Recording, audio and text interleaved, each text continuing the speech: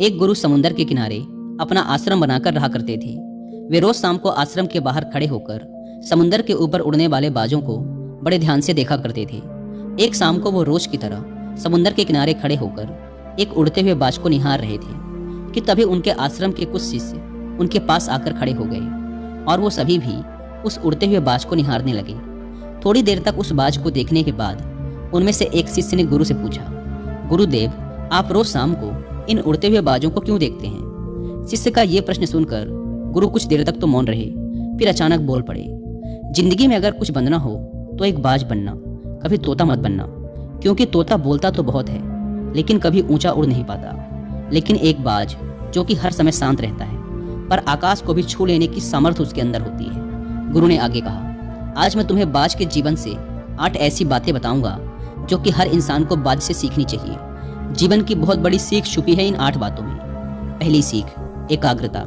जब भी बाज को शिकार करना होता है तो वो एक बार अपने शिकार को निश्चित कर लेता है, फिर वो किसी दूसरे शिकार पर ध्यान नहीं देता। शिकार का आकार उससे छोटा हो या फिर उससे कई गुना बड़ा, एक बार शिकार को चुन लेने के बाद वो उसकी हर हरकत, हर गतिविधि पर पैनी नजर रखता है। यदि मछली का शिकार करना होता है तो वो समुद्र की हर मछली को अपना शिकार नहीं बनाता, बल्कि उसमें तैर रही किसी एक मछली को ही अपना शिकार बनाता है। फिर वो उसकी हर एक गतिविधि पर नजर बनाए रखता है कि वो कब सतह पर आती है और कितनी देर तक वहां रहती है। ठीक कितनी देर बाद वो पानी से ऊपर छलांग लगाती है। वो हर एक चीज जो शिकार करने के उसके काम को आसान कर सके वो उसका बड़ी ही सावधानी से निरीक्षण करता रहता है। तो इससे हमें सीखना चाहिए कि 10 अलग अलग लक्ष्यों में अपनी ऊर्जा बर्बाद करने की बजाय हमें किसी एक लक्ष्य में पूरी एकाग्रता के साथ ध्यान देना चाहिए और जितना हो सके उस लक्ष्य के बारे में सीखें, जानें व पढ़ें और साथ ही इस चीज़ का भी अवलोकन करें कि उस लक्ष्य को पाने में क्या क्या चुनौतियां आने वाली हैं और हमें कैसे उन चुनौतियों को आसान बनाना है। ये सब बातें हमें जान लेनी चाहिए। दूसरी सीख, बाज हमेशा सबसे ऊपर और अकेला उड़ता है। बाज कभी भी किसी चिड़िया, कौवा या छोटे पक्षियों के साथ नहीं उड़ता। बाज या तो बाज के साथ उड़ता है या फिर अकेला उड़ता है। इससे हमें सीख मिलती है कि छोटी सोच वाले लोगों से दूर रहो, या तो बड़ी सोच वाले लोगों के साथ रहो या फिर अकेले रहो, क्योंकि जैसे लोगों के साथ हम रहते हैं अंततः हम भी वैसे ही बन जाते हैं। इसीलिए हमेशा अच्छे लोगों का साथ चुनो, नहीं तो फिर अकेले रहो, क्योंकि यही वो समय होता है जब हम खुद को अच्छे से जान पाते हैं। तीसरी सीख, अपनी सीमाओं से ऊपर उठो। जब जब मौसम खराब होता है, जब जब बारिश, आंधी या तूफान आता है, हर एक पक्षी अपने घोंसले की तरफ भागता है, खुद को छुपाने की जगह ढूंढता है। लेकिन बाज ऐसा कुछ भी नहीं करता। वो खुद की सीमाओं को तोड़कर बादलों से भी ऊपर उड़ने का प्रयास करता है।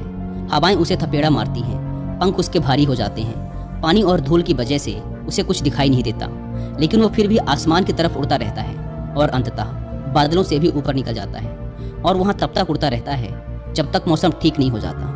बाज अपनी सीमाओं को सिर्फ इसीलिए तोड़ पाता है क्योंकि वो समस्या के आने पर उससे घबराता नहीं, उससे डरकर बचने का प्रयास नहीं करता, बल्कि एक सकारात्मक नजरिए के साथ उसका सामना करता है। इससे हमें सीख मिलती है कि जीवन में जब भी समस्याएं आएं तो उससे भागो मत, उनसे बचने का प्रयास मत करो, बल्कि समस्या की आंखों में आंखें डालकर तब तक उसका सामना करो जब तक कि वो समस्या पूरी तरह से समाप्त ना हो जाए। और ऐसा केवल तभी संभव है जब व्यक्ति सकारात्मक सोच, सकारात्मक नजरिए के साथ समस्याओं को देखे।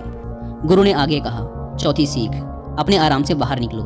बाज कभी भी अपने घोंसले में घास के कोमल तिनके नहीं रखता और जो तिनके कोमल होते जाते हैं उन्हें निकालकर फेंकता रहता है। वो ऐसा इसीलिए करता है ताकि उसके अंदर अपने घोंसले से बाहर निकलकर शिकार करने का जुनून चढ़ा रहे और उसके बच्चे आलसी न बने।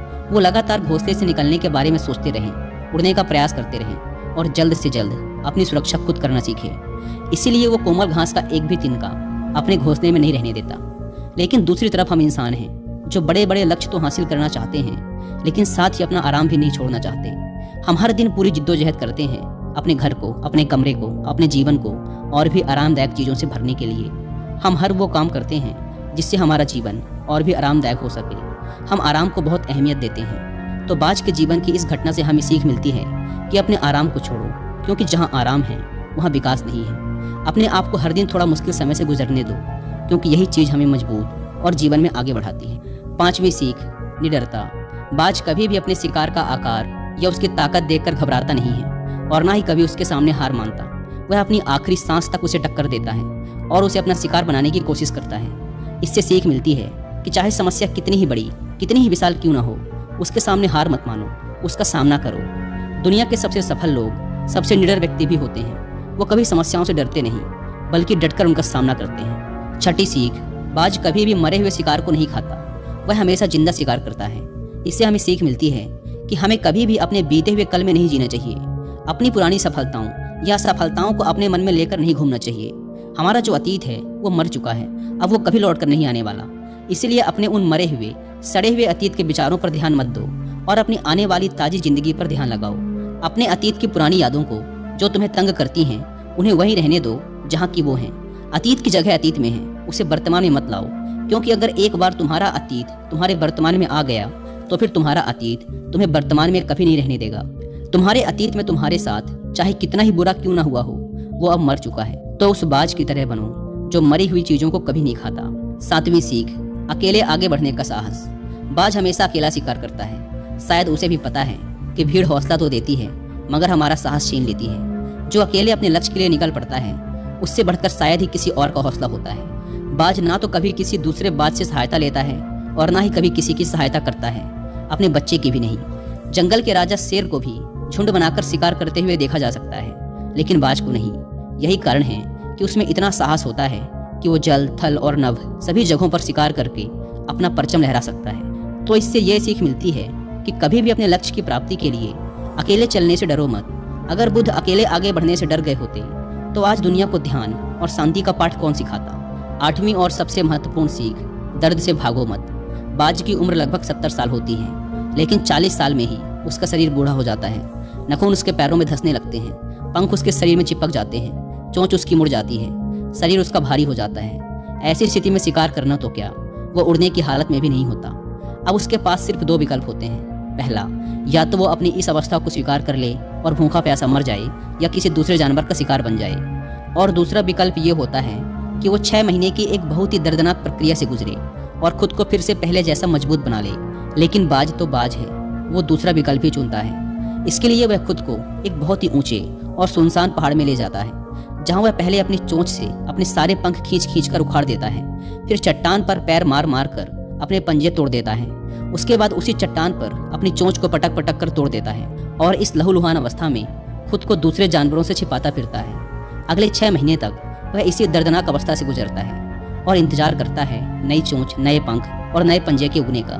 6 महीने के इस दर्द भरे समय के बाद जब उसके नए पंख, नए पंजे और नई चोंच उग जाती है, तब फिर वह अपनी नई जिंदगी शुरू करता है और निकल पड़ता है अपने शिकार पर और अगले 30 सालों तक फिर राज करता है। इससे ये सीखने को मिलता है कि समय आने पर हमें अपनी कुछ पुरानी आदतों को छोड़ना पड़ता है कुछ नया पाने के लिए। फिर चाहे उस आदत को छोड़ना कितना ही मुश्किल, उसको छोड़ने की प्रक्रिया कितनी ही दर्दनाक क्यों ना हो। चीज़ें जो हमारे लिए बोझ हैं, जो हमें पीछे खींचती हैं, जिनका हमारे जीवन में कोई काम नहीं, उन्हें छोड़ देना ही अच्छा है। गुरु ने आगे कहा। तो ये थी बाज से सीखने वाली वो 8 बातें जो जिंदगी भर तुम्हारे काम आएंगी। शिष्यों ने कहा, गुरुदेव, हमने तो कभी सोचा ही नहीं था कि बाज जैसे पक्षी से भी इतना कुछ सीखा जा सकता है। इसके बाद सभी शिष्यों ने गुरु को धन्यवाद किया और अपने अपने काम पर लौट गए।